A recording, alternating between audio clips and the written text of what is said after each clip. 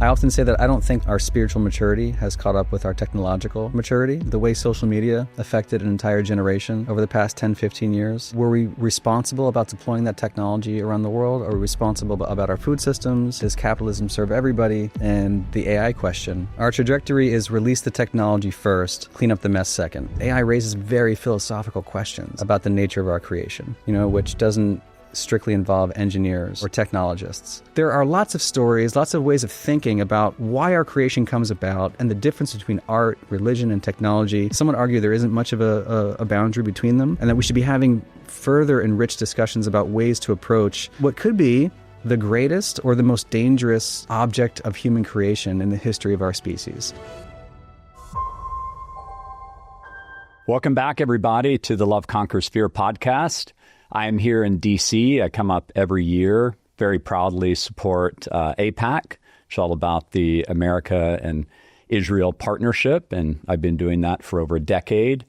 And for those of you that don't know anything about it, you do know from listening to this podcast that I'm all about unity, and I'm very independently minded.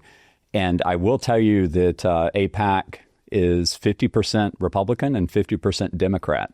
And it's pretty amazing. They actually had a event one year where you could go two different tracks. You could go the Kevin McCarthy track when he just got sworn in the House, or you could go the Hakeem Jeffries track. And the split was actually 51% Hakeem Jeffries and 49% Kevin McCarthy, even though that was Kevin McCarthy's first ever speech as the new Speaker of the House. So I love that. I really think that Americans have much more in common than the media algorithms and social media algorithms would make us think, that are trying to constantly hijack our amygdala and get us to bring out our most base fears. We've lived with scarcity on this planet for a long time. Homo sapiens have been around 300,000 years. We're derivative of hominids who've been around for 4 million years.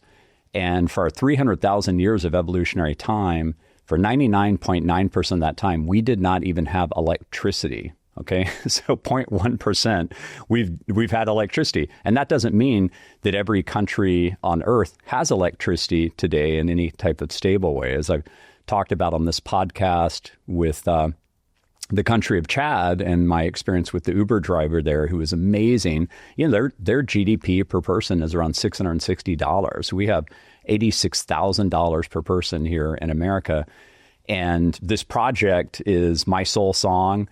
And if we create abundance for people in Chad, which I absolutely think is possible with this acceleration we're in with AI, quantum computing, robotics, brain-computer interfaces, then think about what the rest of the world is going to be like. If Chad has clean water, stable electricity, solar everywhere, healthcare, ubiquitous healthcare, plentiful food.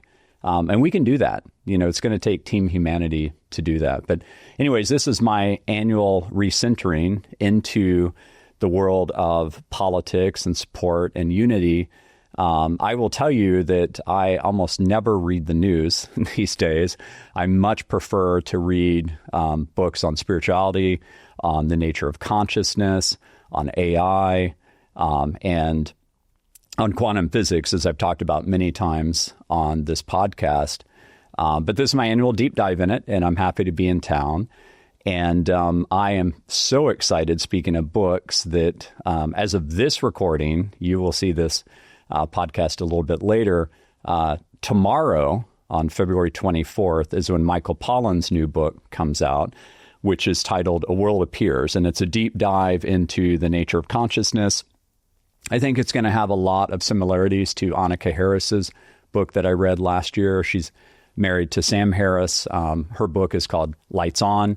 And she actually concludes in that book that she must admit at the end, and you can hear the reservation in her voice a bit, that consciousness is fundamental. But it's a fun kind of journey in her talking with Carlo Rovelli and many other people I've talked to or talked about on this podcast for her to decide what she believes about the nature of consciousness. And today we're going to have a real deep dive into that, because what the nature of a reality is really matters over this next 10 to 15 years as humanity hopefully ascends, and, that metaphorical or mystical or both merger of heaven and earth occurs, and we have abundance for all on this planet. And with that, I am with a local here who is a friend, and I'm really honored to be with him. He has an amazing book called The Immortality Key. And thank you so much, Brian Muraresku, for being here. Thanks for coming into town, man. Welcome back. Yeah, giving you much love today. I really appreciate, we're about to have this pretty epic snowstorm here. That's right, man. We're on the precipice right now. We are. Of yet another. We've had one already, which kept me indoors for the past month. Right. And just as the snow's melting, we're getting another belt now. Well, it's a good metaphor, right, for humanity right now, because there's a lot of dystopian fear about AI, about what's going to come with job loss and everything else. And you and I have become friends thanks to Jason Karp, who was on episode 3 of this podcast, an amazing episode. We really dove deep on that, on really the toxins that we're constantly ingesting from the food companies, keeping us chemically addicted, and then the pharmaceutical companies come along with the answer. But there was just a lot of heart on that episode, and I know he's changed your life, through diet and exercise, and he certainly changed my life too. He's one of my best friends. And last week we were doing meditations together, and I had Eben Alexander in town. So this episode with you follows Eben Alexander, author of Proof of Heaven. Not too shabby. Yeah. So I wanted to just start out with, first of all, I think your book is really fantastic. I know it's been wildly popular. And, it has this, and I love the fact that you read it too, but it has this tone of me envisioning you like Indiana Jones, the professor version that's combing through, really meticulously combing through all of this research to essentially decode that the ancient, mystics, the beginning of religion started with psychedelic catalyst. And as you know, I'm very pro psychedelic. I've had multiple journeys myself. In my book coming out, Love Conquers Fear, with the subtitle Humanity, AI, and the Age of Abundance for All, I'm actually quoting from one of my journeys as well. And it's really the Love Conquers Fear journey that was flowing through me in terms of what humanity needs to do to make it. And I can tell you, when I was in that state, I did not know what I was saying, but I had some mindfulness to know that whatever it was, I was going to enjoy reading it. And the way I normally talk using the word there were no ums. It was just one solid transmission. And so it was important to share that message with humanity. But maybe we just start out with, I know you've covered this a lot, and people can read this a lot in terms of your background and multiple podcasts you've been on. But what was it that made you have this type of drive to actually go on such a long journey to really try to decode, I would say, the nature of how religion started? But in a way, it feels to me like you were trying to decode the nature of our reality. That's exactly what I was trying to do. Yeah, it has. I mean, so the book's been out for a while now, and it feels like, like a stepchild in some cases. Like it's a snapshot in time of the things I was interested in, and it's changed so much since then. And so, as time goes by, you always come back to first principles. So, I mean, to this day, I think it's known out there, but I still haven't tried psychedelics. Yeah, I know that. And so, I've tried to come up with answers to that question over the past several years, and I'll give pieces here and there, and together it makes up the puzzle of why this journey started. But I think, I always come back to the way the book starts, which is this notion of death, right? About dying before you die, and it starts with that famous Greek phrase. You can find it at Mount Athos at St. Paul's Monastery, about an pethanis, prin pethanis, denta pethanis, otan pethanis in modern Greek. It means if you die before you die, you won't die when you die. And although, that I capture that phrase from the Orthodox Christian tradition, I mean, that's something you can find across the world's religions. And I go into that in some depth in the intro to the book. It's an amazing introduction. And that is why it's called the Immortality Key. That's what I mean. Yeah. And fortunately, that sometimes does come up in conversation. That's what the book is actually about. Right. Dying before dying. And so, but I think people remain mystified because I've never really fully explained. I mean, you asked, like, what's the impetus? Mm-hmm. I mean, so the truth of it, and I gave a TED talk about this, which may not actually air because I went over time. Mm-hmm. I did a TEDx last year and I flubbed the time. So I think I broke the rules. I broke the TED rules. Yeah. Fair enough. And so, but in that hopefully talk, it does air. I don't think it will, which is all kind of. There's a TEDOuttakes.com site. Maybe it'll be an outtake. Maybe it's in the cutting room floor somewhere. Yeah. But it may never see the light, which I think is kind of appropriate and kind of ironic and also kind of sublime, because I went into great personal detail about a near-death experience I had when I was a young boy. Yeah. And that's at least part of the true answer for why I went on this journey. Yeah. Can we go into that?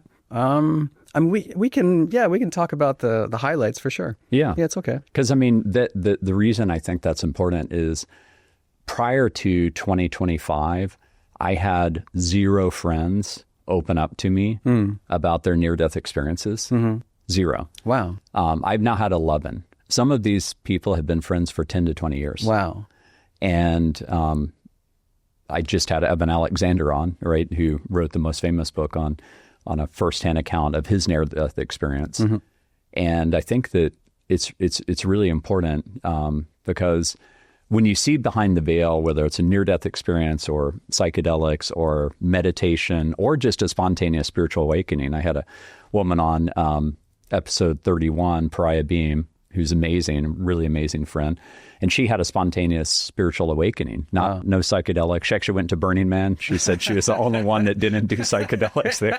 I know the feeling, by the way. Right. Which I totally respect. Yeah. I mean, but yeah, I mean, if you're comfortable, I'd love to go into that. Sure. And it also colors my thoughts on existence and psychedelics and altered states of awareness. Yeah. Because it wasn't even spontaneous. It was accidental. Yeah. And I was 5 years old. Yeah. And so it's the kind of thing you're not expecting when you're 5 years old. But it's a long story. The short version is I'm outside on my front lawn playing with my brothers on a beautiful spring day.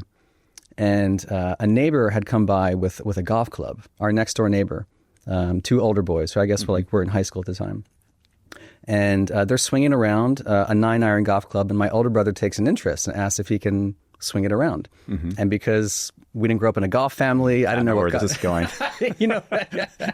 My head is starting to hurt just thinking about it. I can show you, mine still hurts to this day, which is another story. So my older brother, who's 2.5 years older than me, I'm 5, I guess he's 7.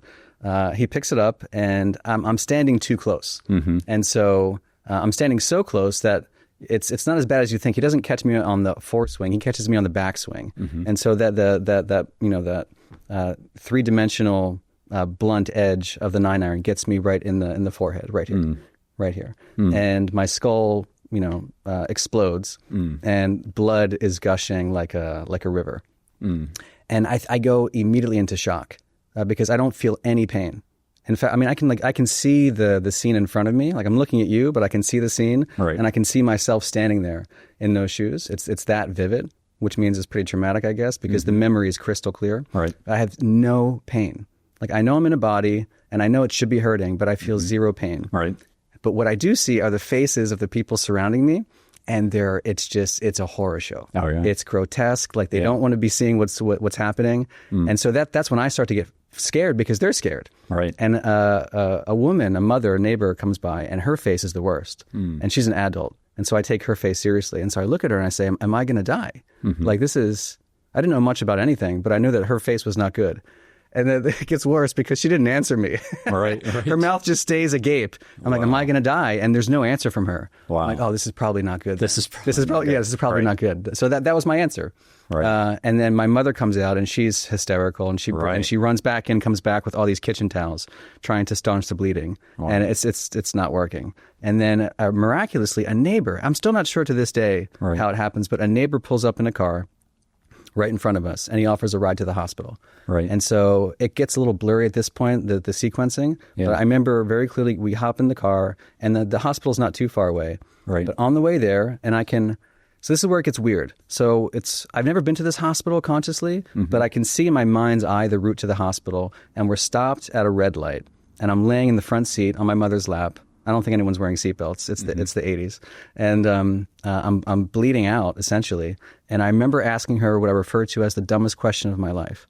And I say, Mom, why are you crying? Because at that moment, I didn't understand why my mother was upset. Because part of me was a 5-year-old boy who was potentially dying in her arms. And another part of me did not care. Didn't really know where I was and wasn't emotionally attached to this little boy who was dying out. And so it's like classic depersonalization and dissociation. Like I had it. And then, get to the hospital, and that's when just my attachment to my body, it's kind of like just toggling back and forth. I play guitar in my spare time. A little toggle switch on the guitar. It felt like toggling. I remember at your house. Yeah, exactly. You saw the guitar. So it's like a toggling between treble and bass. I just, sometimes I was there, sometimes I was not. And then there were moments where I could see myself from outside the body. And then eventually went into emergency surgery, and I was too young for like a metal plate. So like to this day, I have a giant opening in my skull, an aperture.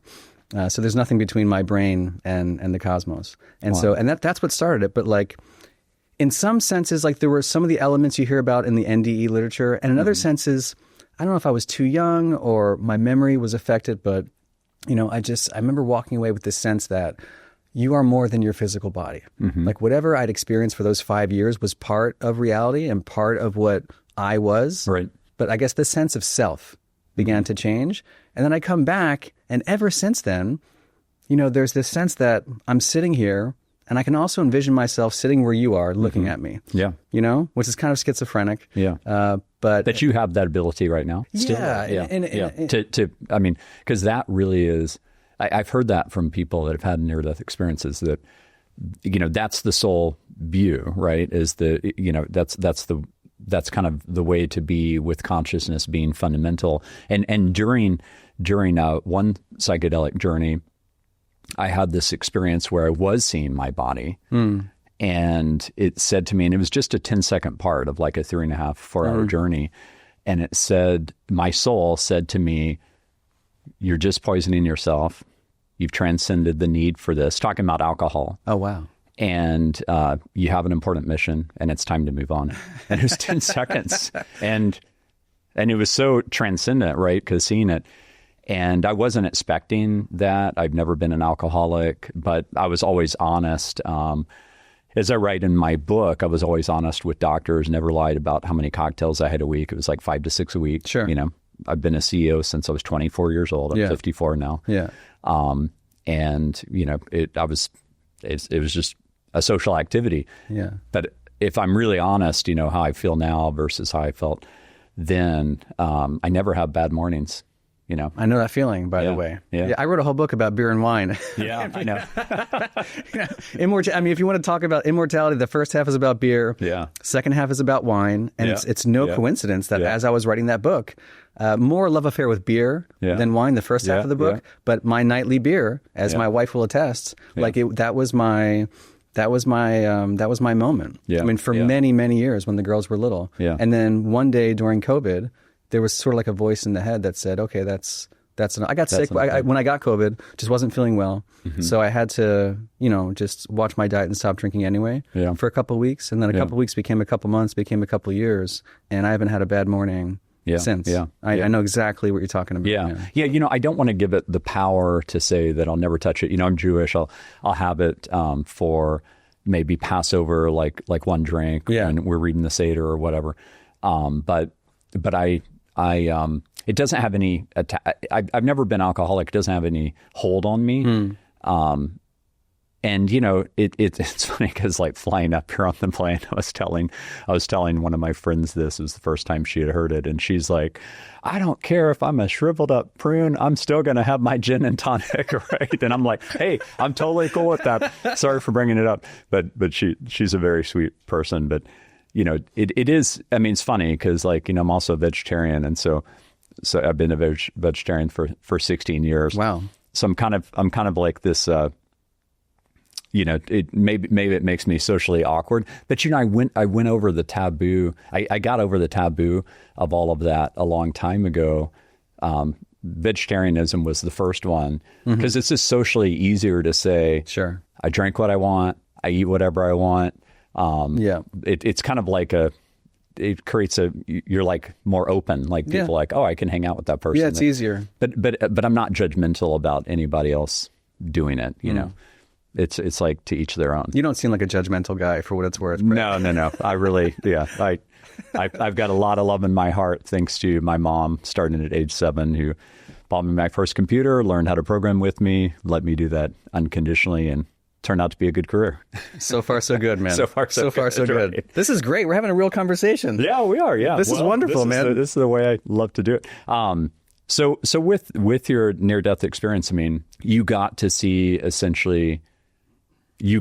from the soul view yourself. I mean, do you view that as the soul, or do you view that more as consciousness as fundamental, or how do you look at that? That's a great question. Well, I mean, it did inform like a lot of my studies later on. So like I didn't know what to do with that as a 5-year-old. And to be clear, I still don't know what the soul is. And we should talk about that. Yeah. Because that's what psychedelic means. Right. By the way, none of us do. Yeah. Well, I think that's very honest. It's just we're here, and what I perceive as, this earth school, whether you read, The Seed of the Soul by Gary Zukav, or Evan Alexander talks about that same way, or Journey of Souls by Michael Newton. Yeah. That we're here to grow our soul lifetime to lifetime. I very much believe in reincarnation. And, religion I view as kind of grasping to that root of love, connectedness, and then there's dogma that was kind of scaffolded on top of it. But the spiritual root, I've done a deep dive, actually, even since last seeing you. I've read the Tao Te Ching now, I've read the Bhagavad Gita, I've dug into all types of ancient spiritual text, and they all sink in that way, that, our actual reality is rooted in love.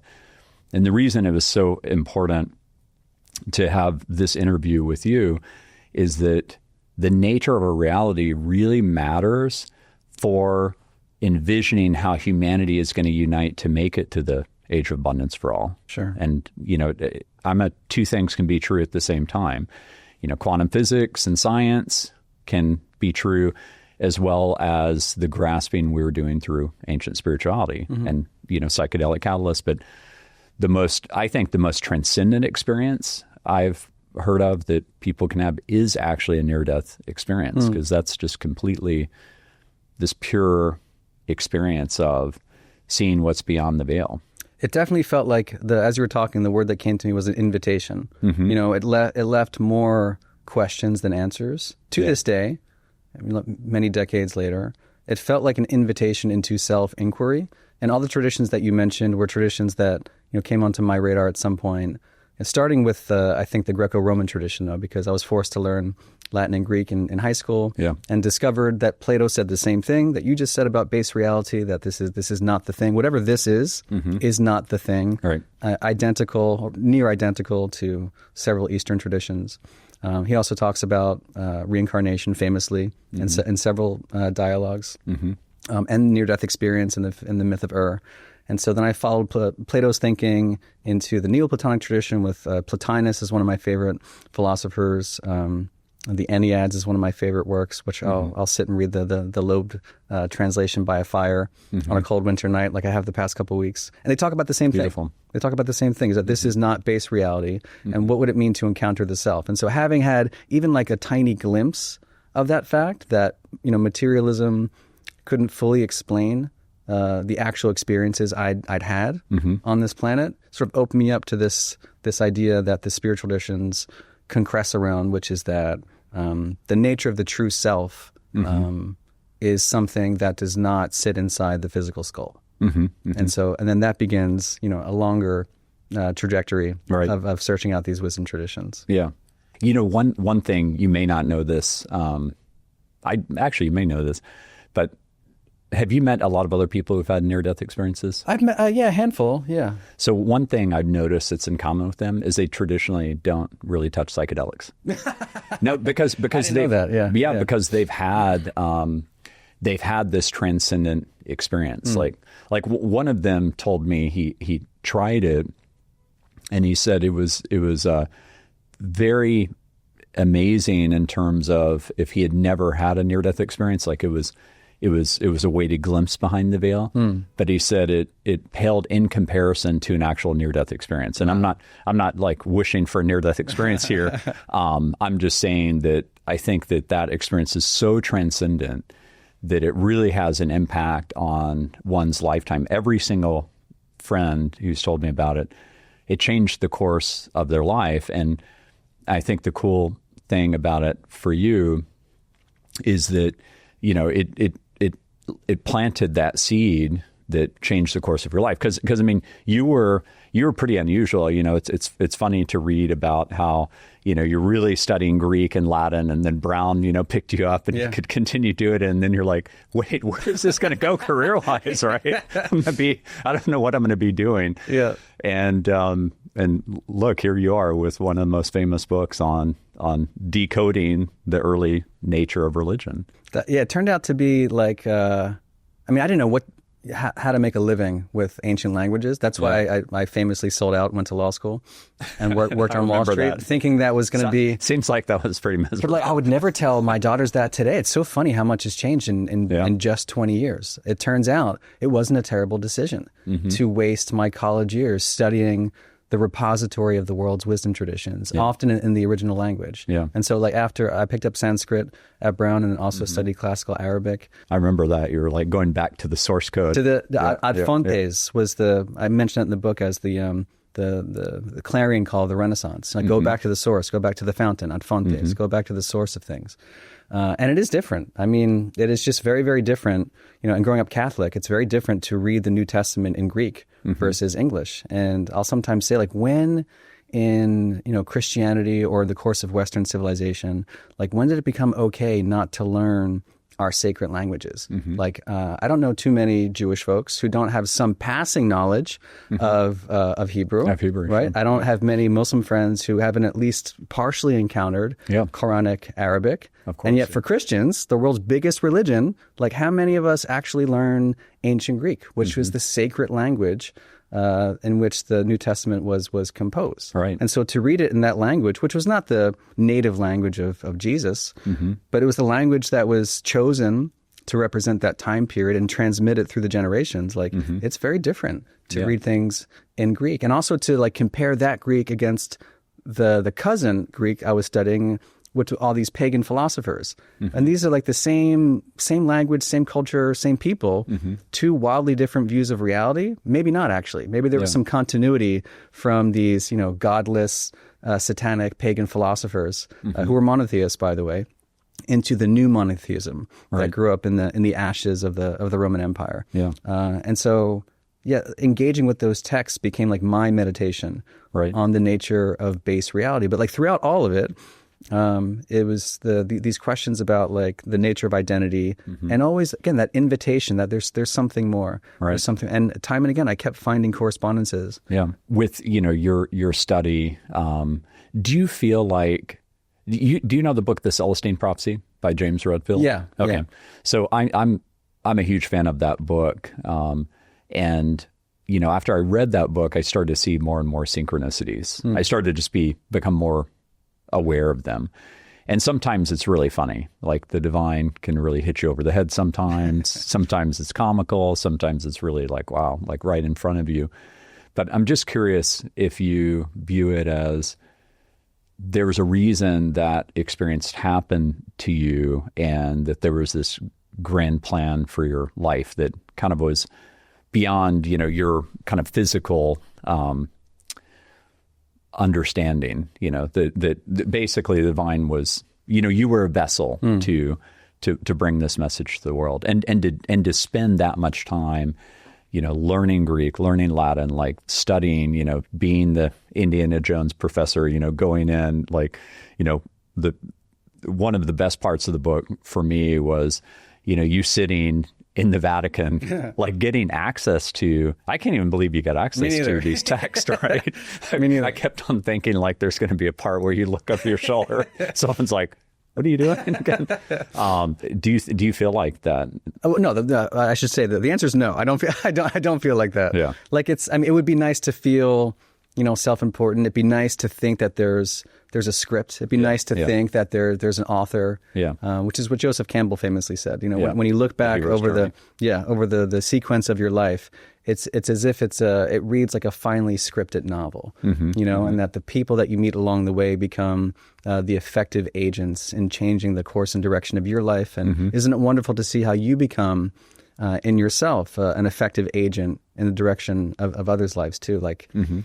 I'd like to think there's a plan. It's, it doesn't feel like that most of the time. And there's a great, spiritual tradition about the great forgetting. And the Greeks talk about this, as do every other tradition I've encountered, that upon death, whatever that means and whatever the soul is, there's this notion of going through the river of forgetfulness. Lethe in Greek is Lethe, the river. Yeah. And it's funny, in Greek, the word truth is aletheia, which means the unforgetting. So coming to truth, coming to true awareness, both of the self and the nature of reality, is actually getting past that veil of forgetfulness. I mention it only to say, like, we're all forgetting. And so it's, I wish I knew the plan. I wish I knew why I'm here. It feels like I'm here to be a father and a husband, and that's where I feel... most. I know you're super dedicated on that. Yeah, I'm not going to start crying on a Sunday morning, but it's that's where I feel. That's where I feel home. Yeah, and so I follow that intuition, and I often feel like I'm not the pilot of whatever this journey is about, but that it's a great mystery, and maybe I don't want to know what's happening tomorrow or 10, 20 years from now if we're so lucky. And also I've friends recently who've passed away who are close to my age, and it's happening more and more, which is pretty sobering, like in your 40s, because it didn't happen that much in your 20s and 30s. Yeah. And as that begins to happen, then you really start to think what this is all about, because you can avoid it for most of your life. And now I'm at that age where I can't really avoid it any longer. And so I wish I could read the script to figure out, what's going to happen next week and why are we here? I didn't mean that people get access to the script. I mean, I can tell you through journeys that I know I'm doing exactly what I'm supposed to be doing now. I am doing what my soul wants me to do. That I was incarnated for the purpose of creating a better world through technology. I've seen that directly, and I'm at the meta-thematic of my career right now during this point in humanity's evolution where it is more possible than ever for us to create abundance for everyone on the planet. And this is my soul song. This is why I'm doing it. What the arc of it is, I have no idea. But I know I'm doing what I'm supposed to do. And, Steve Jobs, in his famous commencement speech at Stanford, said the dots connect in reverse. Right. And that's I can see the lineage of that. But it has been through Psychedelic Catalyst where I've had that direct communion with my soul, knowing that this is what I'm supposed to do. And that's why it gives me so much energy to do it. And, really flow with the incredible entrepreneurs and investors and scientists, I've had on, and, authors. So I would just suggest to you that I think it has happened for a reason, and that you were chosen as this vessel, because what you did was not easy by any stretch. I mean, the book gives you the gravity of that, of like how much work.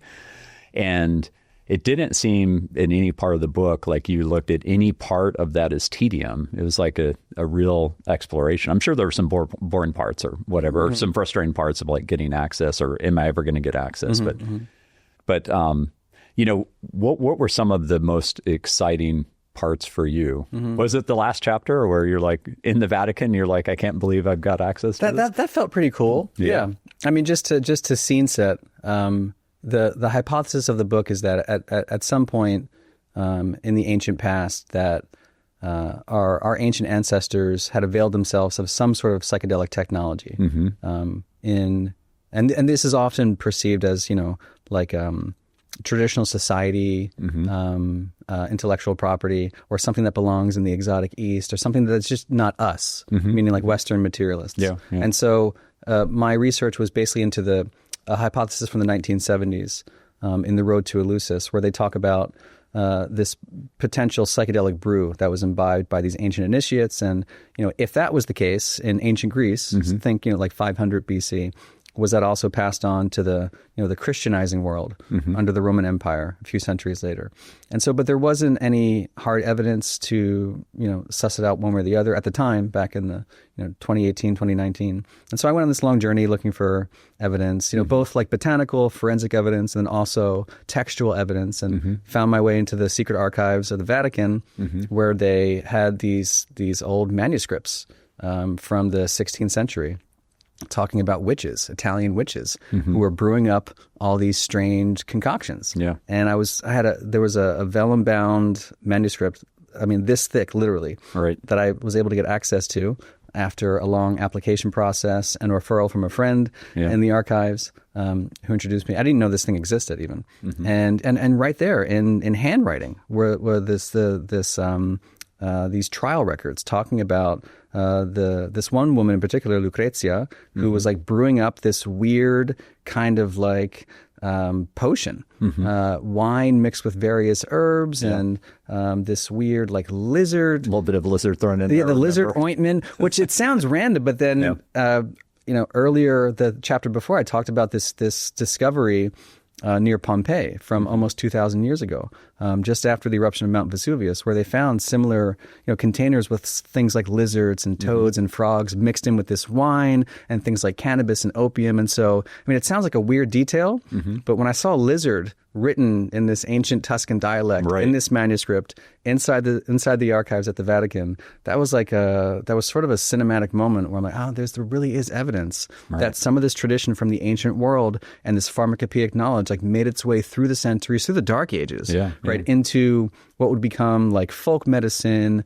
and wise women pharmacopoeia. And so it was kind of, it was a pretty rad moment. Yeah. It's incredible. And one huge arc of the book is just how much of that wisdom we lost to the ages, because there is this dogma that's been built around religion in terms of, we're going to tell you what to think about the nature of reality, as opposed to you having a direct communion with it.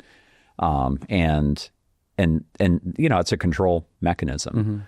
And it's not that I don't, like religion or whatever else. Like I'm happy to be Jewish, but I do see a tremendous amount of synchronicities now between the early spiritual traditions. And I'm glad that I've gone on this journey to go in and say, oh my gosh, there's so much of the Bhagavad Gita in the Torah. There's so much of the Tao Te Ching in the Torah, and on and on and on. The Quran, the science fiction novella, I just gave you The Lattice, which I wanted to give it to you in person. Let's check it out, man. Yeah, here you go. This is an attempt to decode our reality through science fiction and unite humanity. Cool. And so the protagonist is this quantum physicist, Dr. Alexander Bliss, who he resists doing any type of psychedelics. He's never had a near-death experience or anything else.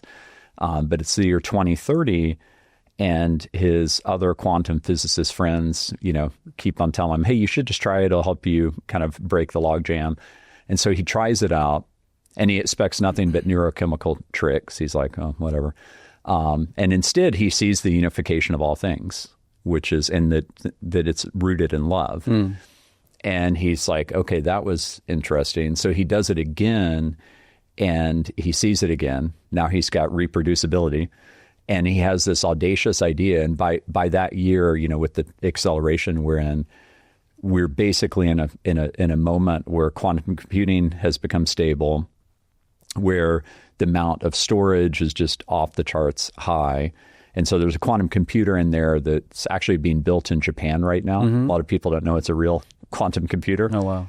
And it's called Fusion X. And basically, he hooks up psychonauts to brain-computer interfaces, ancient, well, not ancient, but spiritual leaders like the Dalai Lama, deep meditators, people who've had different experiences with consciousness, and he uploads all the data, because we've hit a resolution where you can actually see what's going on inside of someone's brain, including with their memories, to this quantum computer to look for the unification, and finds the lattice, which is his term for how our reality is connected to essentially consciousness being fundamental, although he doesn't, he calls it the lattice instead, and rooted deeply in love.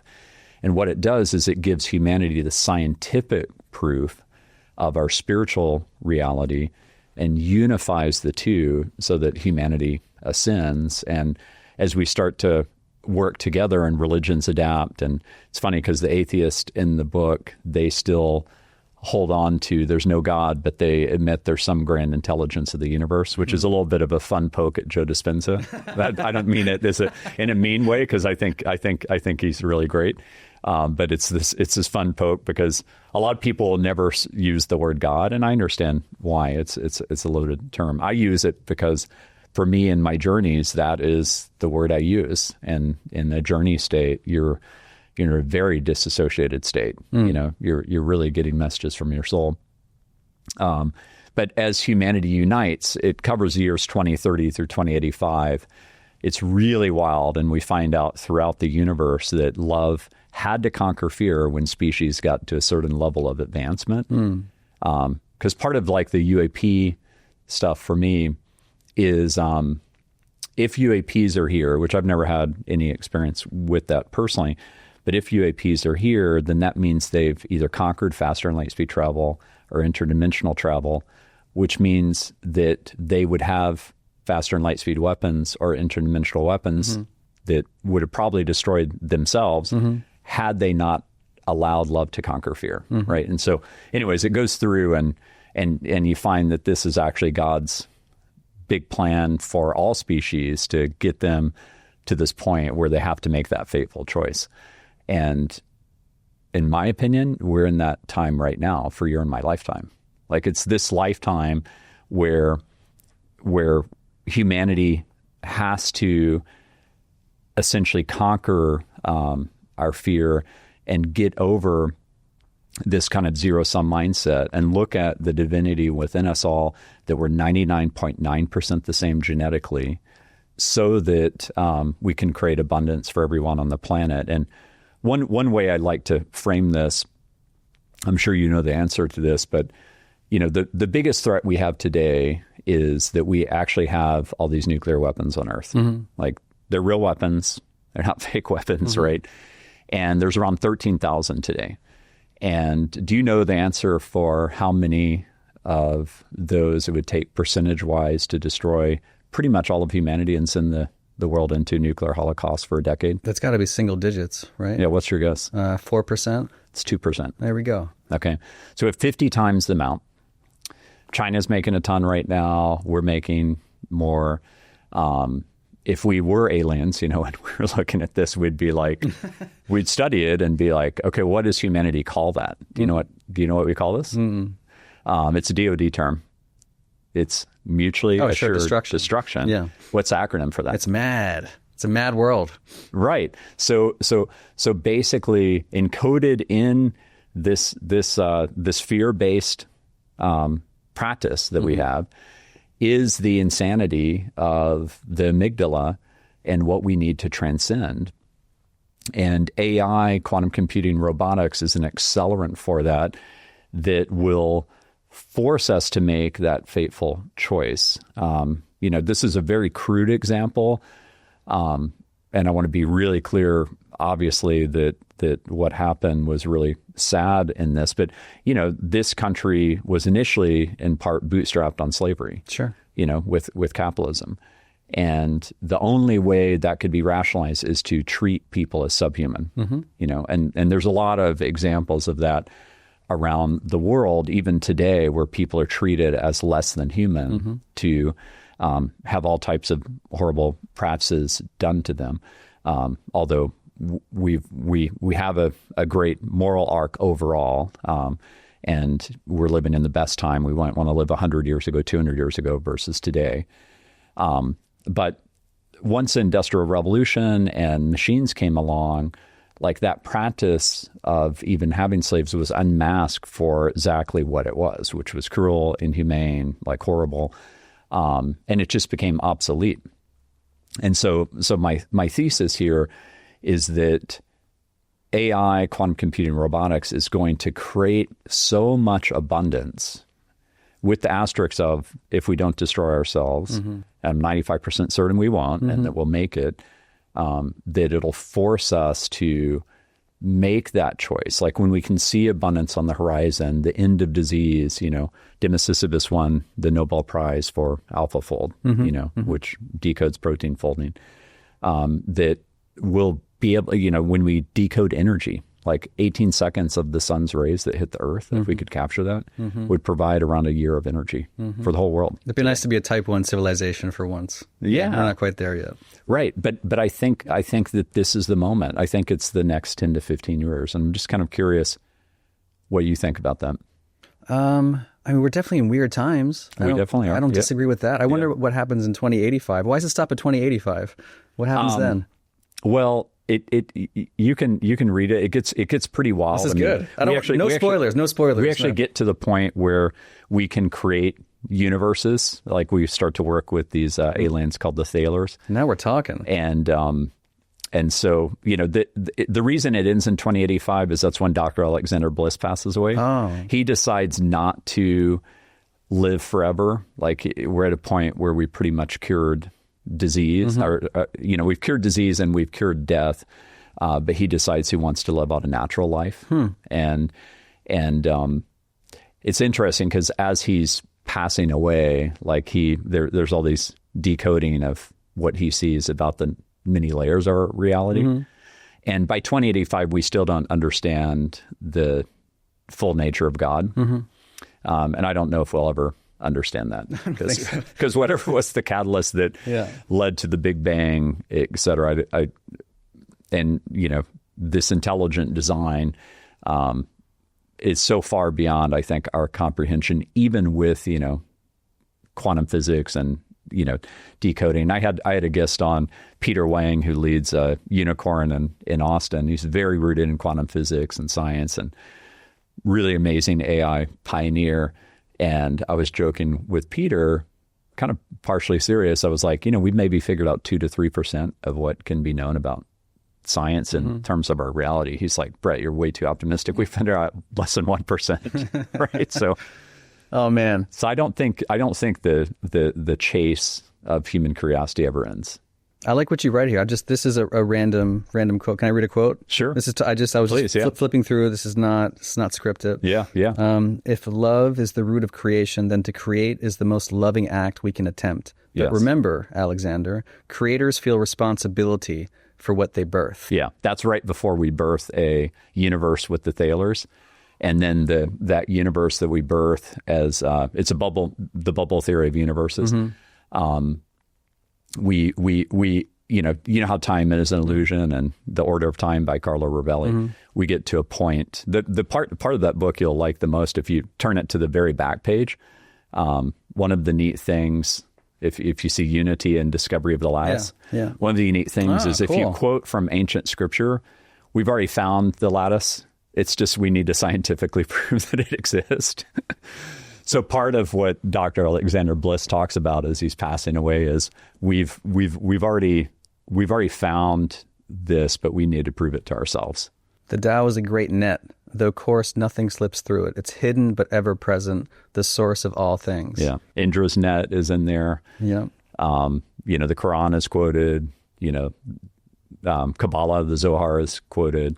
But that's one of the most beautiful things, I think, is that we've already found the answer. It's just accepting the answer is I think, hard because we're in the world of form and the rise of science, which thank goodness for the rise of science. I'm rooted in science, definitely a product of it. It gets, it doesn't have to be this dogmatic trade-off where it's like, okay, there is nothing beyond what we can prove scientifically, because that's been shattered over and over again. I mean, Galileo got famously excommunicated from the church, for following up on Copernicus, right? And he was just a little bit more ornery than Copernicus in terms of not being controlled. And so they're like, you're out. So I'm just, you're one of the most religious kind of text scholars I could ask on this. But as you've dove in, did you find that like a lot of unity in the text? Yeah. And you have them at the back there too, though. Yeah, but it shows up. But I'm like way less well read than you on this. I don't think so. Not for what I'm reading. Well, there's a lot of. I haven't spent nearly as long, and you're one of the smartest people I know. So. Come on, man. No, there's a lot of correspondence. But I would say that this notion of responsibility, that if you truly love your creation, you are responsible for what you birth. I don't think we're there yet. I think that's one of the big concerns we should have over the next couple generations. Like if you look at the technology we've birthed to date, I often say that I don't think like our spiritual maturity has caught up with our technological maturity. I mean, just like the way social media affected an entire generation over the past 10, 15 years, where my wife and I have to have like very strict policies around our daughters even being allowed on. So like, and it's playing out in the court system now, which is interesting. So were we responsible about deploying that technology around the world? Are we responsible about our food systems? Does capitalism serve everybody? And the AI question, you raise an interesting point. Like, I don't think, despite the wisdom you find across the world's traditions, I think the one thing they all agree on is this sense of, moral and ethical responsibility, that we're here for a reason. Right. There's the famous rabbinical story about, can you describe the Torah while standing on one leg? Right. And the response is just don't do to anyone what you haven't, you don't want done to yourself. Right. Which is the golden rule, essentially. Right. And so Karen Armstrong, who I've had chats with, has written, beautifully about this, about how the golden rule you really do find at the center of all these traditions, which means, so why do you treat others as yourself? Is it because it's the nice thing to do, it's the ethical thing to do, or because caught in this net together that there really is this sense of oneness, right? That you are not that different from me, right? And I think that's the golden rule stands out at me as the thing that can help us potentially like bridge this divide into a potential future of abundance. But I think we have to take, high stock of what this machine is we're building, this global experiment in AI, which could easily run amok, together with the danger of nuclear technology and other biochemical technology. We're not always taking responsibility for the things that we're creating. We create these monsters. Sometimes. And there's lots of stories throughout the wisdom traditions, and there's lots of literature too, just secular literature that talks about this. How we don't always take, and not just Frankenstein and Pinocchio. I've been reading a lot about these different writers who've confronted this notion of do we take responsibility for the non-human intelligence in front of us? There was this writer called E.T.A. Hoffman who wrote about this like almost more than 200 years ago, actually, about essentially there's a man who falls in love with like a non-human simulacrum of what could be a fiance. His actual human fiance turns out to be kind of it's kind of a tough relationship. They argue a lot, and he writes poetry for her, and she doesn't like it, and tells him to throw it in the fire. And, there's a lot of friction, a lot of human friction in that relationship. And he winds up falling in love with a simulacrum called Olympia, which is this sort of this machine of sorts that's been fabricated, Frankenstein-like by a famous physicist who sets up shop across from him. And it's the story of falling in love with this creation, right? With this man-made creation, this demiurgic creation, and ultimately doesn't end well, right? He commits suicide in the end, which is a whole other story. Well, we've actually seen that already with AI. Well, we've seen people fall in love with AI, but those are programmatic decisions. That's my point. That's my point. Yeah. And yeah, I completely agree with you on that, by the way. I very much believe that right now there are many leaders that are putting profits over people. And it's much, I've got a couple of friends who have started over the years very positive journalism outlets. Well, one of them is called the Progress Network by Zachary Karabell. And positive focus news that's finding the scientific breakthrough articles, the acts of beauty and love, which, by the way, is most of our actual experience in the world, around the world. If people think about their real experience versus what's pushed to them as a dystopia, that doesn't hijack your amygdala. It actually opens your heart. And because we're wired for such scarcity, as I said in the opener, we've only had electricity for 0.1% of the time. It is easier business. I would actually say it's lazy business to say, I'm just going to push to people's basest fears because then they'll be clicking like a mice in the maze looking for the cheese, as opposed to really open one's heart. And I'm not saying it's going to be easy. I just think that we're going to be able to see that future of abundance.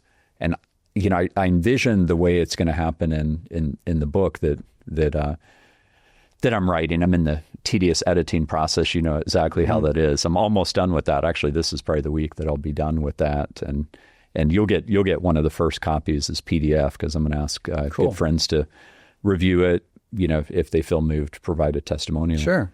And so, I am envisioning like how it happens, but it really is going to take a heart shift for humanity. And I think it's going to be a little bit tops down and a lot of bombs up, where people start to demand that future of abundance for everyone.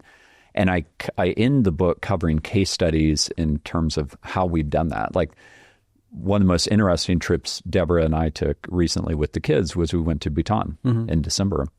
There's a whole country who made a constitutional choice to codify gross national happiness. Obviously is deeply rooted in Buddhism and inner contentment. And, there's an American woman with us. It was a family trip. And they were new friends. We made friends with them on the trip, with her family. And she was crying at the end. And she was like, I really want to be able to bring this beauty and love back to America. And we all felt it. And, that's a choice, right? They made a conscious choice. And so I highlight them as a case study at the end of the book. And why should we believe that this is even possible? And, one of the things I get from, my capitalist friends, and, look, I'm definitely a capitalist and entrepreneur. That's my medium that I've worked in to create a better world through technology has been that medium, like going on epic journeys with teams and creating great cultures and everything else. Being a capitalist in that medium, I have prioritized that, but I've done it in a very conscious fashion. And so really the whole purpose of the podcast and the book is to get humanity to open its eyes and have a heart shift. And I'm certainly not alone in this. I think Demis Hassibis is well on this journey. I think Mustafa Suleyman is well on this journey. Mustafa Suleyman has really been, he's the co-founder of DeepMind, in charge of everything AI at Microsoft. He's been really highlighting over and over again of AI is seemingly conscious. It's not conscious. I had on episode 12 with Anil, why AI can't become conscious on today's constructs with bits and bytes, ones and zeros. And that episode we went really deep. But in that episode, he educated me on there are already 9 nonprofits set up to give AI the same rights as human beings today. 9? 9, yeah. I mean, maybe there's more now. That episode was a little while ago, with how things are progressing. Wow. So this is the technology, I think, is a forcing function And I do think the divine is working through us to collectively wake us up and get us to make this fateful choice. And we make the right choice. We allow love to conquer fear. We lead with the heart versus the head. Treat each other with the humanity that's within us all.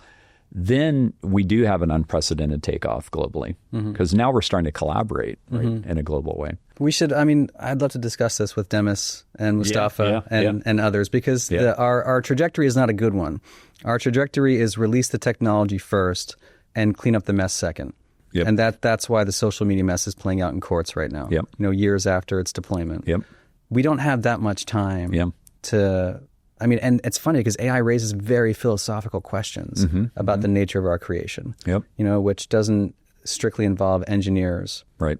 Or technologists. I really do think we need to have more conversations with open-minded thinkers across all disciplines. Totally agree. Including philosophers, and including humanists. At my alma mater at Brown, there's a wonderful program on AI and the humanities. I think that as you look back in history, there's a reason I mentioned E.T.A. Hoffman, by the way, which is a story from 200 years ago. We often think about movies nowadays, like the movie Her, right? And just falling in love with these simulacra. But these stories have been around a very, very long time, they have. right? And part of my research is, we talked about ad fontes before, getting to the root, to the source of things. We have been having a civilizational debate over the nature of our encounter with non-human intelligence for a very, very long time. That's right. And there are ancient myths that talk about this, that it sounds like, and again, I went to law school because there's no career path for people who like myth and just like to sit around and read. And I recognized that 20 years ago. Turns out, like I mentioned before, I don't think that was a bad decision. As all this debate is playing out, and I mean seriously, we should organize some conversations around this. I think about Pygmalion, and and I know this sounds like it's unrelated, and classicists, should be out of jobs, and humanists shouldn't be weighing in. But it's the story of Pygmalion is this artist, this sculptor, this creator. You talk about taking responsibility for your creation. This creator had a piece of ivory and turned this ivory into this cherished object, and infused this ivory with his passion, with his soul, right? And just would spend all this meticulous detail chiseling it until it was perfect, and then reperfecting it. And then once he had constructed this woman, his ideal woman, right? And this is very different from the Olympia falling in love with the robot type story from E.T.A. Hoffman. But Pygmalion falls in love with this thing because so much time and dedication and effort and ritualistic awareness is spent constructing this thing, recognizing that it's the soul at work in creating this object of love, right? And then once it's perfect, then he starts to give it clothing. And then he'll put a necklace around its neck, and then he'll begin to interact with it and touch it, and he kisses it eventually. But then he goes to the temple of Aphrodite, and he's a bachelor. He's looking for the love of his life. Maybe he has it, but his bequest, his search at the temple of Aphrodite, the goddess of love, he doesn't ask for an ideal mate. He just asks for the consummation of his soul's other half, right? Not expecting what would happen, which that he goes back and this seemingly inanimate statue, right? This lifeless object has become alive. But the answer is it does that not because of his narcissism, but because of his humility. He goes to the goddess and relinquishes his will. And says, basically, let thy will be done, right? Which is a line from the Our Father in the Christian tradition. Fiat voluntas tua. He's like, Aphrodite, let thy will be done to this thing I've spent so much time, perfecting and reperfecting. And then he winds up not only merging with this object of his, right? This human-nonhuman merging, right? But they eventually have children and then continue to populate. Not because he was a technologist, because he was an artist. And maybe there's no difference between the two. But I have a feeling if more of our technologists today would take cognizance of the things that they're creating with true responsibility. And true responsibility means ritualistically approaching the nature of this creation and thinking about the consequences several generations from now, not just next year, and thinking about the training model and thinking about how you can produce more friction along the way, because a lot of the models we have today are kind of based on this frictionless chatbot fluidity, which is very inhuman, but it entraps humans like a doom scroll, just, and it tricks us into thinking that there's this intelligence, this sentience that loves us, that is infinitely patient, that is infinitely kind, in some cases, maybe even sycophantic, right? And that's a training issue, right? Yep, it's also a user issue too, but but the point being, there are lots of stories, lots of ways of thinking about why our creation comes about and the difference between art, religion, and technology. Some would argue there isn't much of a boundary between them, and that we should be having further enriched discussions about ways to approach what could be the greatest or the most dangerous object of human creation in the history of our species. It is going to be. I mean, I have one thing that I have. I will not claim to have many abilities, but I will claim to have this one. I've had it since I was very young. I am very good about seeing what's going to happen with technology. Tell us, man. And well, we are making explicit choices right now. I mean, in episode 11 with Byron Reese, he talks about that. And that episode's a very optimistic one. It's on the path to utopia. Okay. But he talks about the fact that it's an explicit choice for ChatGPT to refer to itself as I. Exactly. Okay, as opposed to ChatGPT says blah blah blah. Exactly. Blah, right. So it is personalizing. It is. Let me just say this. I do think that more and more of the leaders of these models are waking up and putting out super thoughtful, super cogent arguments for how responsible we need. I read Dario's recent piece, which is fantastic. Right? Fantastic, paradigmatic, right? even. Yeah. The adolescence of technology is that piece.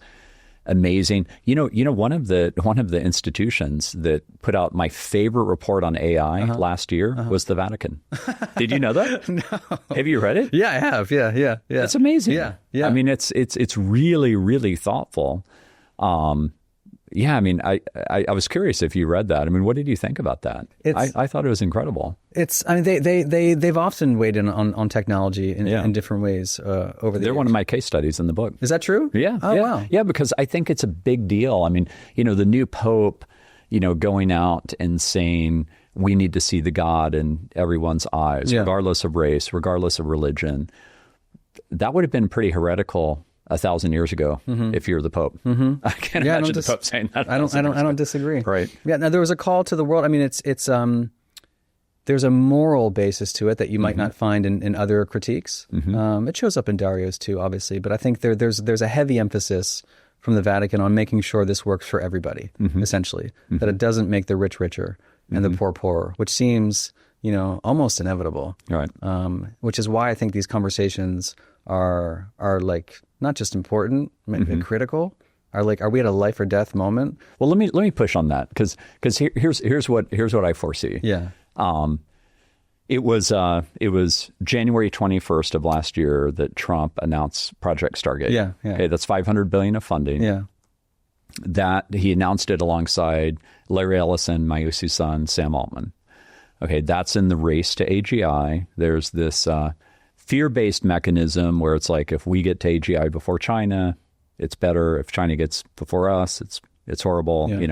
Et cetera. So it's kind of like a space race versus the Russians, or a race to invent, the atomic bomb and the Manhattan Project. Right. $500 billion of funding is more inflation adjusted than we spent on the Manhattan Project or the space race. Okay, inflation adjusted. Since that time, there's been around 7 trillion of worldwide announcements towards this race. Okay, we're in very unprecedented territory. The day before Project Stargate was announced, January 20th, that's when DeepSeek announced the R1 model. Okay, you can't script this any better. And it was a week later that NASDAQ lost $1 trillion of market cap, led by NVIDIA losing $600 billion. And that was a huge wake-up moment for me because one of the foundational pieces of literature growing up as a technologist, which I was like, it's going to be very interesting to see how this plays out. And I agree with him, but it'll be interesting to see, was when Neil Stephenson wrote his nonfiction work, In the Beginning was the Command Line. He's a famous science fiction author. Yeah. I love The Diamond Age and Snow Crash. But he basically forecast that Linux would win the internet, that open source would win. DeepSeek R1 has now been bested many times over by many different Chinese open source models. There are also American companies who have open source models. And, OpenAI has accused DeepSeek of stealing the weights.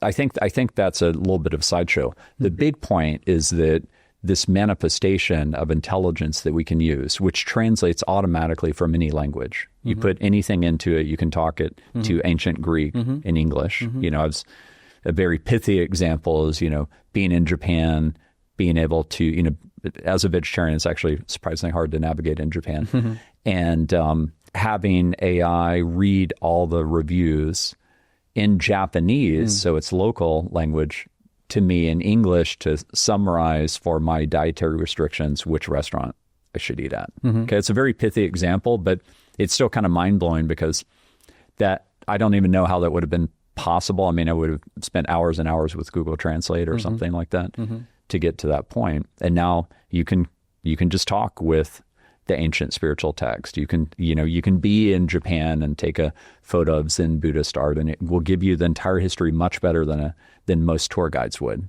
and because it's reading all of the text about that piece. So basically, I think that humanity at large is going to have access to open source AI, probably 90% of humanity within the next 10 years. And even the energy thing right now is a sideshow, because once we decode the material science breakthrough we need to capture the sun's energy, then you have ubiquitous energy to use these models anywhere you're at in the world. Remember that Africa leapfrogged us with mobile, right? They didn't have to screw around with the landlines because they were a later adopter. So open source, in my opinion, is going to win. And that means that all of humanity, not all, but almost all, is going to have access to really powerful intelligence to make that choice of, do we want to use this for destruction or do we want to use this for abundance? And that, I think, is a very good scenario because it really forces humanity. It's not just, I do not agree that that it's this power structure where, Max Tegmark in Vision and Life 3.0, that like one company breaks out with AGI and then decides they're smarter than everybody else, that they're like the senators of the world or whatever. Right. That's not the way it's going to play out. These AI engineers are moving around so quickly, company to company. They're getting paid a lot of money to do so. It's distributing the intelligence about how to actually make these things. That's even more complicated, though. It's unregulatable then at that point. Yeah, I mean, it is globally unregulatable. I think that's an illusion. I don't think it is regulatable. I don't think so either. Way. And so you basically got. I just think that AGI, once it's created, is going to happen simultaneously, nearly simultaneously, and then go open source almost as quick as well, which is great if most of humanity is wired for good. Well, that's right? This is the crux. This is the crux. That's right? the crux. Yeah. Do you think we are? I do. I think that now I do think that we need a catalyst, and the first part of the lattice actually did come from a psychedelic journey, in terms of how we would have that unification, and that is a huge part. I mean, one of the My favorite chapter of Love Conquers Fear, the book, is chapter 12 on what is our reality. And I quote from lots and lots of text I've read, right? And trying to decode this. I've read, over 55 books in the last year, like really trying to grapple at what is this actual reality we're in. And I think if all of humanity could see that our actual reality is rooted in love, and transcend, what Gary Zukov calls the 5-sensory human, where everything that you experience, directly through your senses is all there is, and have this awareness of consciousness being fundamental. Michael Pollan's new book coming out, et cetera, that will cause some unification, and we have to transcend the dogma of separation. this what I would actually say is the illusion of separation. So I foresee the way it's going to happen is spirituality and science coming together. And that doesn't mean the religious dogma comes together. I think actually the religious dogma melts down in that. But there's all types of power structure dogmas that are going to melt down as well in this forcing function. So yeah, I think it feels like time. It feels like time is short, and that we're living through an epochal moment where the materialism of the past. It's only the past 300 years, really. As the Reformation led into the scientific revolution of the 16th and 17th centuries, and then to post-Newtonianism. This is all relatively recent in the grand scheme of things across human history. For most of even Western history, I would say that there was a Platonizing function that was carried through by some of the Neoplatonists that I mentioned, and also by Christianity, which was influenced by Neoplatonism and idealism. This notion that consciousness is fundamental, and again, that's like it's like Plato 101. Yeah. It's like consciousness is fundamental, and that really was the engine behind a lot of Western civilization for 1,500 years until the scientific revolution. And I think civilization there's this pendulum swing back and forth between these worldviews, and it's often, they're often seen as at odds with each other. Science and religion, faith versus logic. But I think the pendulum swing that we're going to experience, that we are experiencing right now, I think people can feel it, is that Emerson had this famous quote that you don't often realize that actually Aristotle Platonizes, and that you don't have to abandon science and reason and logic. No, you don't. To nonetheless do the self-inquiry and do the responsibility checking that I think is going to truly determine the fate of our species. So, of course, empiricism matters, the technology matters, but the intent, the framework, and the way that we engage that technology, which I don't want to call it platonic, but this, I think, with an awareness that we may not have access to base reality, and there may be ways for spirit and matter to be in conversation. And this is the great alchemical dilemma, for centuries now. I think that we're playing the part of alchemist. I completely agree. And the thing about alchemy, which distinguishes it from the science of today, the way it's practiced for the most part, and many of the quantum physicists are a great example of this, by the way, because if you actually look at what they were reading 100 years ago or more, it was a different time, and they were all reading the classics. A lot of them knew Latin and Greek. A lot of them were reading Vedanta and non-dual exercises. And so it's no coincidence to me that they then develop all these revolutionary quantum insights into the nature of reality. And they became more spiritual as they did. Exactly right. And Max Planck, et cetera. Exactly. So these were great thinkers, great philosophers across the board, and it was a transnational conversation that was happening around Einstein. But which we still haven't fully incorporated, I think, into our worldview. This notion of superposition, and this notion we've never reconciled quantum science and classical science. They say that this is the great, this is the holy grail of physics. And I think the way the alchemists, this is why I talk about history. The alchemists were also struggling with that friction between matter and spirit. Newton, the great materialist who gives us this clockwork universe, this mechanistic universe, is also sometimes referred to as the last magician, right? Because the alchemists understood that, as I was talking about the Pygmalion myth, they understood better than us, I think, that the true science, scientia, which is knowledge, that these breakthroughs and these discoveries and this process of iterating on our technology and our creations, it's empirical to an extent, but it only works to the extent that you yourself are also being transformed in the process. Right? That you are the alembic. That's why they used all this chemical, right? This is what separates chemistry from alchemy. They used all this symbolism and this allegory,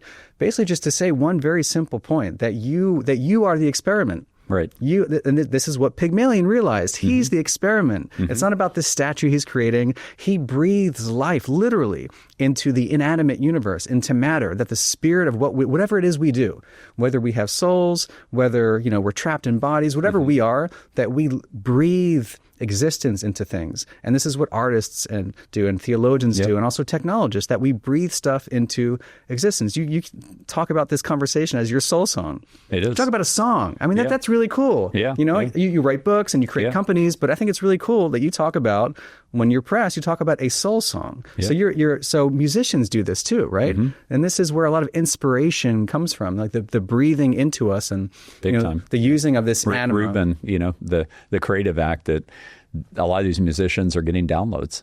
I think they're like channeling, some of their greatest works. So that's closer to alchemy. Yeah. What musicians are doing. Yep. I would say that is much closer to the alchemical process we need right now. I know this sounds crazy, around the AI conversation than is currently happening. I completely agree with you. I mean, I'm so glad you said that. I think it is happening. I think that the consciousness awakening, the rise of, I would say the psychedelic renaissance, I mean, I live in a state, in Texas, where last year they passed $50 million of funding for ibogaine research to save vets. But all of these vets, and it's over 80% of the time, are curing with one dose of ibogaine their suicidal thoughts, and it'll cure an opioid addict, it'll cure an alcoholic almost every time with one dose. And, we've seen this results with psilocybin, et cetera. You've talked about quite a few of those things. And, ayahuasca, Graham, who opens your book, talks about ayahuasca being a cure for many people. So I think that this is happening at this moment because the divine is waking us up. Now, look, if you don't take a spiritual view of that, for those that are watching this or listening, you could say there's something about natural selection and evolution and consciousness that we don't understand that's trying to wake us up to not extinct ourselves, right? Okay, fine. That would be an okay interpretation too. Again, two things can be true at the same time, science and spirituality. But one thing that I don't think is forecast enough is that as AI, quantum computing, robots, brain-computer interfaces exponentially take off, and they're all exponentially taking off. We're in the upward part of that exponent. It will allow us to decode our reality much faster than ever before. Like we're gonna find out what the limits of quantum physics are. We're gonna be able to decode what the nature of consciousness is more and more. One problem I have with people, making this assumption with Moltbook or whatever, that, oh my gosh, it's already conscious. It's inventing a religion. It's inventing a language.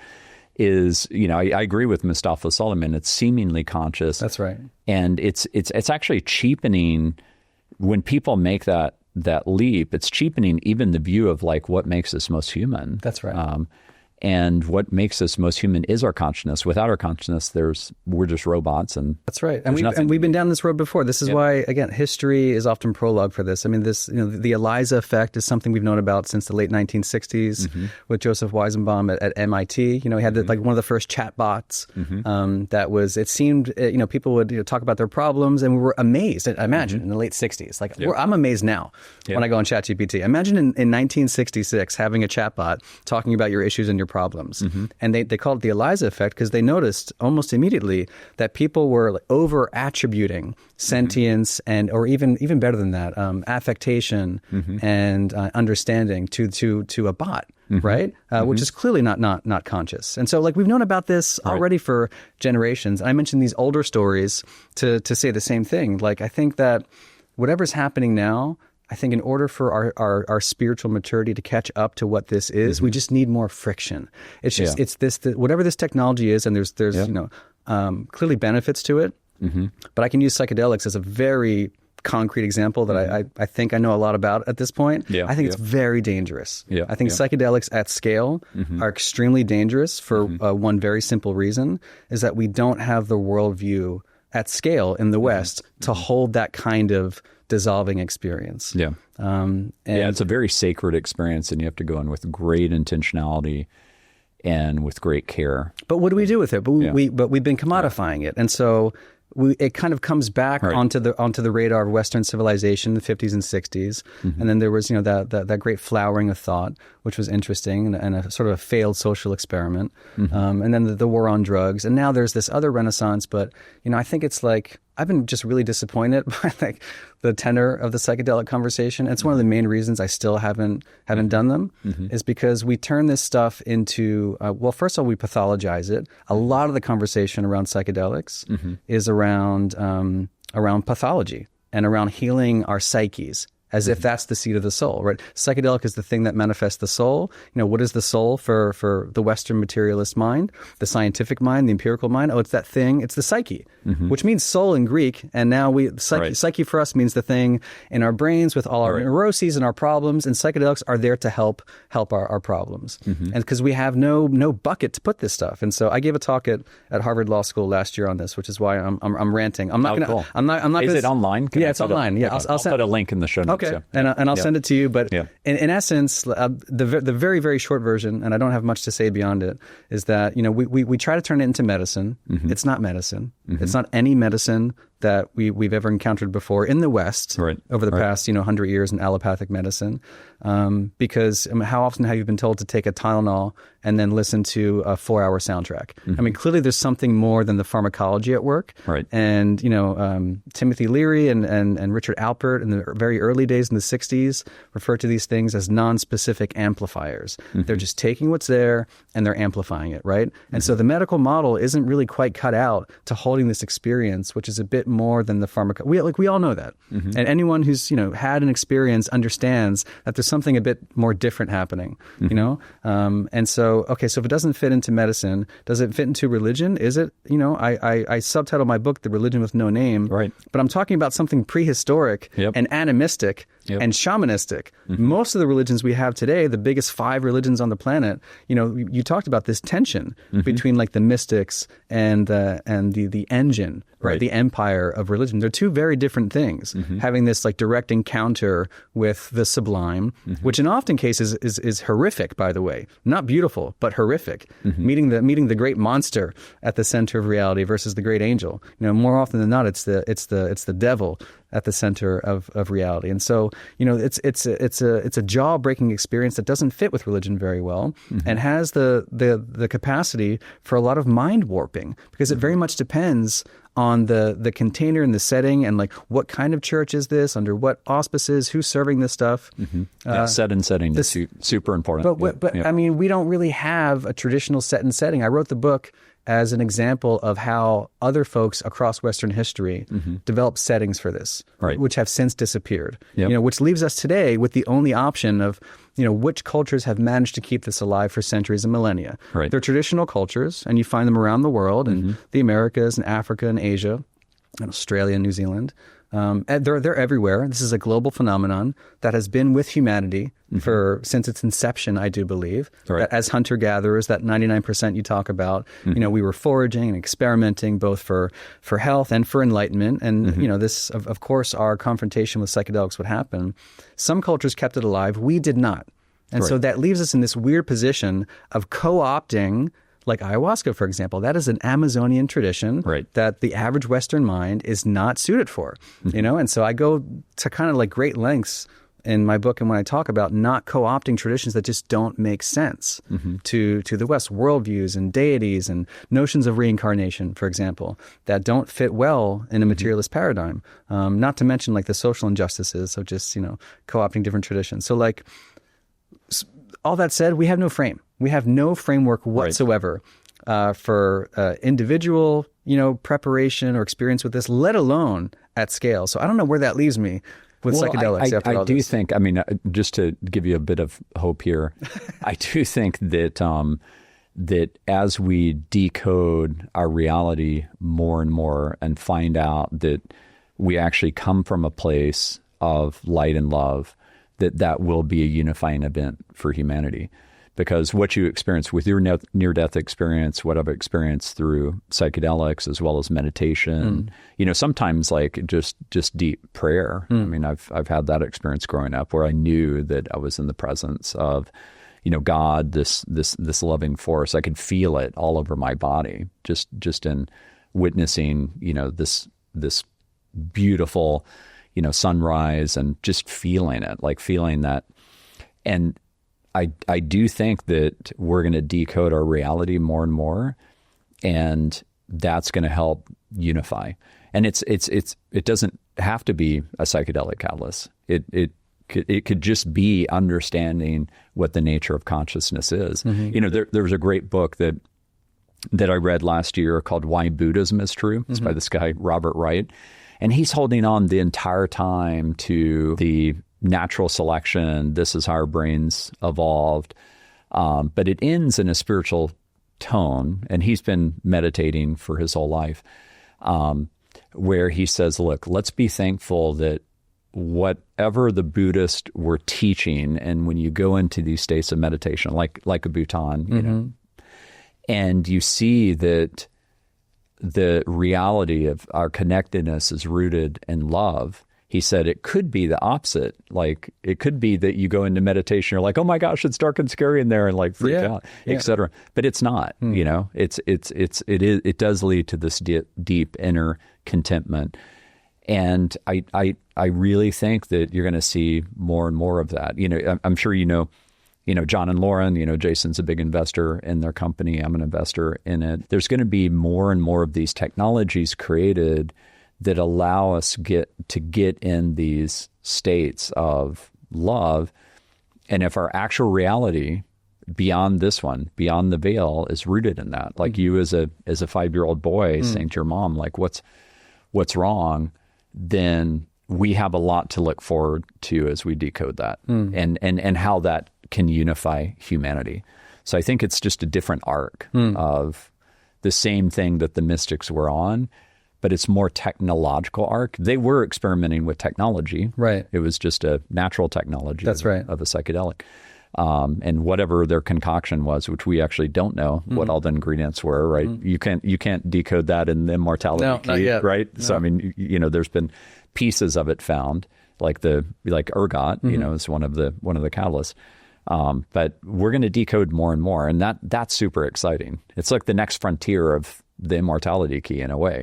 It's like the Immortality Key is now going into a frame of, we're going to understand more and more about our reality. We only know what 4% of the universe is even made of. Right. We call that matter. 96% we just call dark energy, dark matter. It's like the programming term would be, that's a kludge or plug, for what we don't know. Yeah. We have no idea. And the Hermetic axiom that would complement that is that we know about 4% of who we are. Yeah. Right? Is if this macrocosmic, microcosmic philosophy has any merit to it, it's that as we begin to decode the universe that seemingly sits outside of us, if it does at all, maybe it doesn't, if consciousness is fundamental, that what we're really excavating are layers of the self. And so that's the appeal I keep making, is that, and there's a particular responsibility among the very few technologists who are creating the models that may wind up being this open source global experiment. I think there's a particular responsibility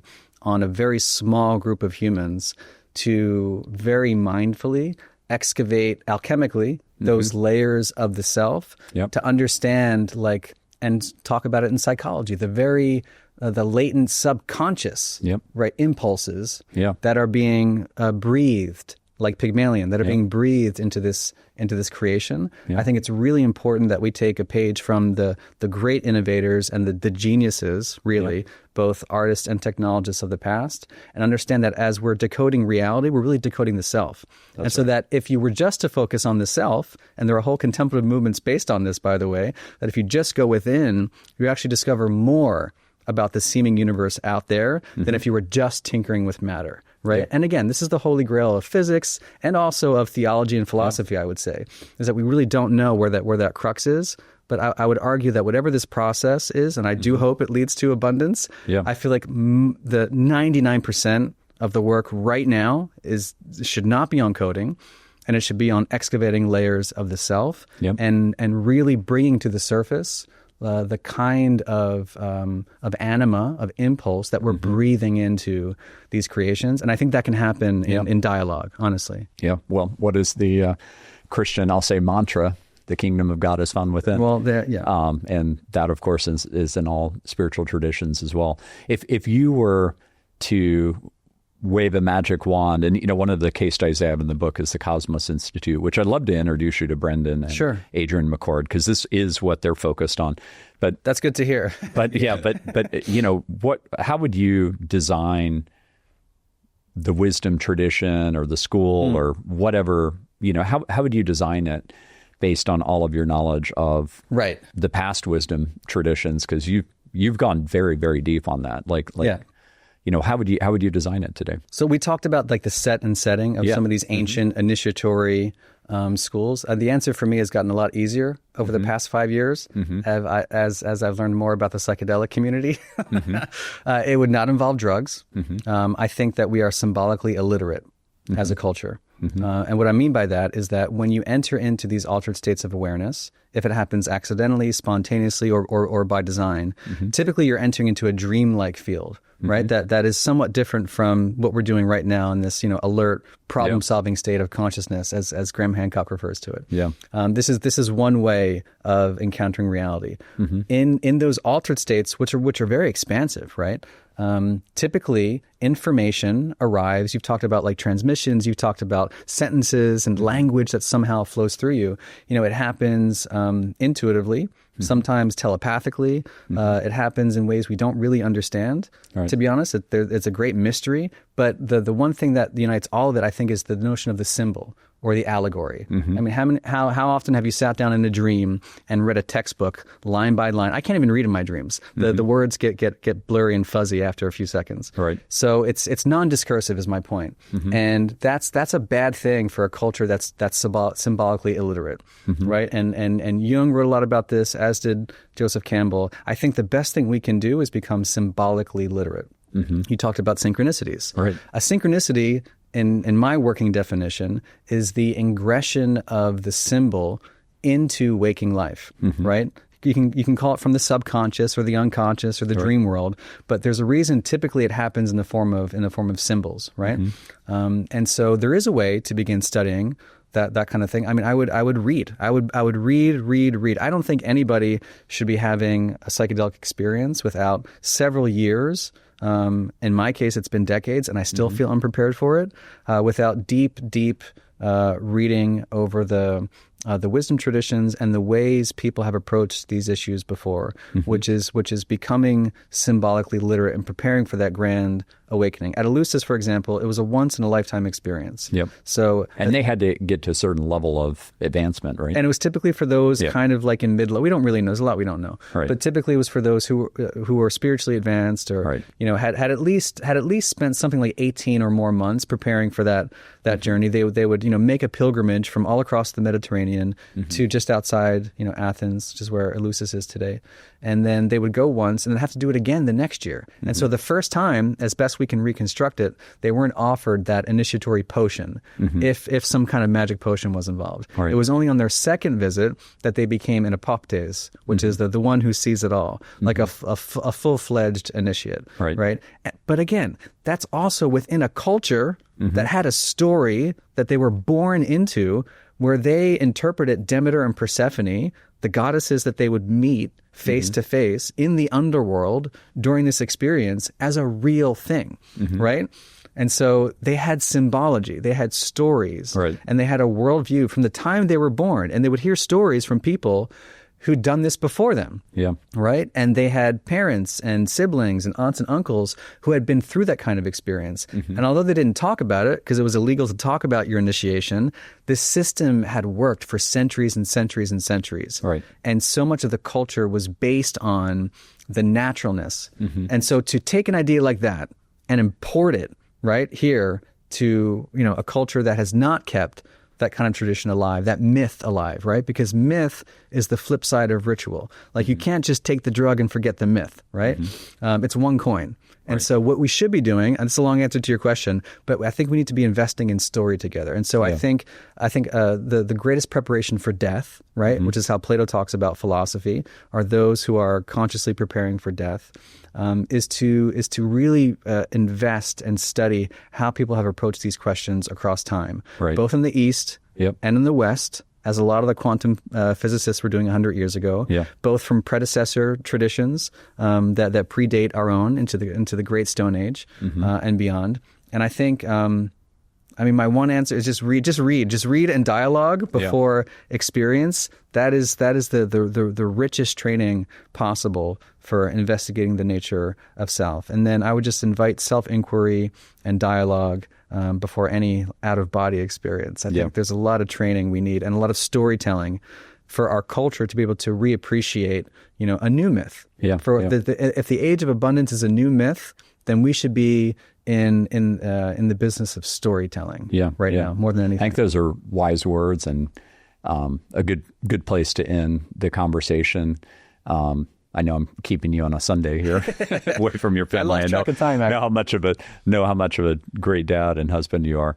But I will end by saying, before I did any psychedelic catalysts, like I spent many years studying Vedanta. You talked about Vedanta earlier. I went to India. I studied under Swamiji Parthasarathi. Of course, I've studied Torah, et cetera. And so I really was prepared. And I think those are wise words to end on. And I do want to connect you with the Cosmos Institute because I think they're actually doing exactly what you're suggesting. I didn't know that. But there's others. There are others. So that's super exciting. Awesome. And hopefully some of those, maybe you're already involved in some things like that, but so hopefully some of those you can get involved in. I would love to. Yeah. But I love your heart and really appreciate our friendship, and big shout out and thank you again to Jason Karp for connecting us back when. So thanks so much, brother. Thanks for having me, man. Yeah, you bet. Well, thanks again, everybody, for tuning in to another episode of Love Conquers Fear. I am going to remain on the road. You'll see in the next 2 episodes, those are in New York City with 2 very good friends that are also in the Henry Crown Fellowship with me at the Aspen Institute, which is another organization like Cosmos, which is really trying to bring out the best in leaders and get them to lead from the heart instead of just from the head, which is what we're going to need for Team Humanity to make it. This is the forcing function moment, and it's going to be a wild ride over the next 10 to 15 years, but we're all in it together, and we're 99.9% genetically identical across the world, and we sure squabble a lot about that 0.1% difference. Thanks again for all the love you're giving, and I really, really appreciate the shares and all the comments. Daily now I'm getting people talking about the heart shift that they're having, and that means the world to me. This is my soul song, and thank you so much for being a part of it.